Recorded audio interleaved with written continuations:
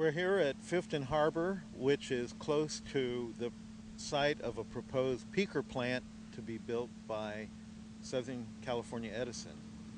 We're very fortunate to have today an expert on this issue, Mike DeMartino, also a local resident. Hi Al, how you doing this afternoon? Doing good. You've been involved in trying to stop this peaker plant for several years now. Why did you become involved in this issue? Well, it was about 2005, 2006 when this plant was initially proposed, and it was around the time that they were also trying to put an LNG facility off the coast, and the environmental movement was booming at the time. There was a coalition of individuals from all different stripes, from the conservative, liberal, Greens, and different kinds of groups in town and in the county. We had people as far away as Malibu and Santa Barbara involved in that project, and in that process we were also involved in preventing this peaker plant. And what we found at the time was that the peaker plant was basically approved by the city before anybody really had any chance to talk about it. It was there was not an environmental impact report done on it or anything, and people were just left to play catch up from that point. Mike, Oxnard City planners really gave Southern California Edison a green light, but eventually this went before the City Council, and you did have some success. Yes, we did, and we were able to get the City Council to deny the permitting for the project here, which was a great thing for the community. That was the good news, but it was followed shortly with bad news at the California Coastal Commission, I'm told. Right. The California Coastal Commission, which at the time many of the members were appointed by our past governor, Arnold Schwarzenegger, were individuals that seemed to think that business interests were more important than the community interests. So I was actually out at the site one day when the whole Coastal Commission came out on a bus and went over to the site, and I was standing there listening to Peter Douglas ask questions like, well, how tall is the smokestack going to be? And they were talking, well, it would be like two buses stacked up on each other standing up straight. But what they didn't talk about was, well, how much more smoke is going to be going up in the air from the top of that? So how high does the smoke go? So they weren't even considering what the environmental impact was. They were just worried about the cosmetics of it. And a lot of what they were talking about, and if you looked at the proposal, was a lot of greens around it to hide it. But it's still a power plant that uses old technology.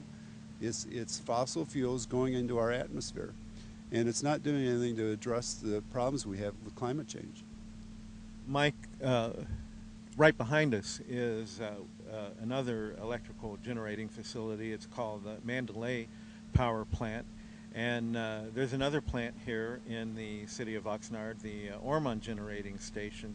So this would be the third electrical producing facility in the city of Oxnard. How do local residents feel about having all these electrical generating stations close to them? Well, we want them gone. I mean, the plants that are here right now were built in the 1950s. They were placed here because at the time they needed cooling from the ocean, but that technology is ancient. We need to go to newer types of power resources. So we're trying to get rid of those two power plants, and now here comes Edison wanting to stick a peaker plant in an area where we're trying to get rid of a plant. So that's how the residents here feel. We don't want these plants here. And in addition, there's a peaker plant, or actually it runs full time over at Procter & Gamble. So we have actually four power plants. Would have four power plants that I know of running in the area. Isn't it true, Mike, that there are alternatives, including a battery powered plant could take the place of this gas-fired plant?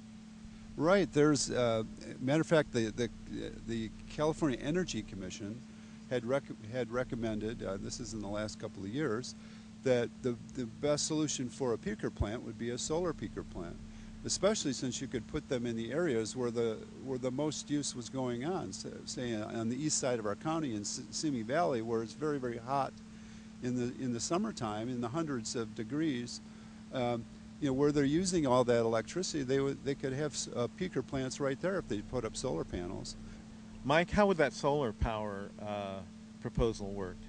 Well, the solar power, during the day is going to provide, energy for you all the time. But in addition to that, there are large facilities that are built in like containers, like you'd see on a container ship, that are loaded with batteries, and that can hold the charge. So when you need startup power from nothing, black start is what they term it, you've got the battery backup to do that. So you're covered. You don't have to have a gas-fired power plant kick in and pollute the air. The original order to build peaker plants came in 2006. There was a heat wave. People inland were all turning their air conditioners on at the same time, which I understand was the incentive for building peaker plants. Isn't it true, though, that 4 of the 5 proposed plants have already been built? Yes, they have, and the problem with not having enough peak power has been solved. We don't really need this plant out here. On all these years, we haven't had any blackouts out here. In the meantime, there's other, and as a matter of fact, this power plant behind us has a peaker plant on it. It may not be operational right now, but if this plant were to continue, they could, renovate the one that's here already. But but in the long run, the best thing for us is to get this plant behind us out of here and not allow Edison to come in and put a placeholder in here and keep this property behind us zoned the way it is. We can, this is very valuable real estate here, and it's adjacent to a huge community of people living along the beach in multi-million-dollar homes and mixed neighborhoods, and there's elementary schools very nearby here.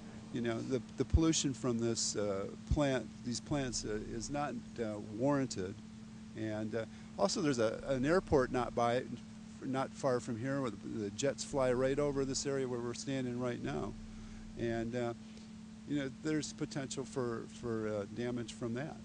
Mike, there are 2 generating facilities here in Ventura County, and we've been talking about a new peaker plant, but my understanding is the existing plants are more or less operated as peak power plants. Yeah, that's correct, and they fill in when we need power in the area, and the reason they're just doing it intermittently is because they have to pay extra because of the amount of pollution that they generate. So the only time they run the plants is when they can make extra money in a peak time.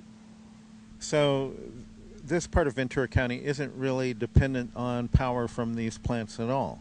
No, it's not. I mean, we've got 500,000 volt, high power lines running down this way, so we're actually tied into the main grid that runs down the middle of the state. You mentioned pollution before. My understanding is this part of Ventura County is a non-attainment area as far as air quality, meaning that we're polluting more than we're allowed to pollute, and you have these 2 generating facilities adding to that. Why do people put up with that? Well, people don't want to put up with it, and I can tell you, as a cancer survivor, I recently had, in the last year, I had surgery for lung cancer. And, I don't want to be around these polluting sources. As it is, we have a major freeway running through here. We have agriculture. We have the 2 power plants, and not only that, one of the major sources of pollution coming into our county is from the container ships that run through the channel out here.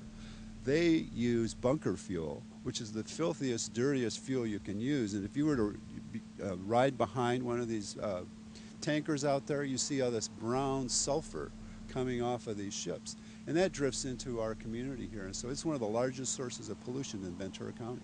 So we are bombarded as, you think, well, we're out by the ocean, it's better here, but we're bombarded by industrial pollution. My daughter's elementary school is about 1.5 miles, 2 miles from here. And depending on, which way the wind's blowing, we're always going to be affected by this pollution. They're planning on building another elementary school over about another 3/4 mile from here.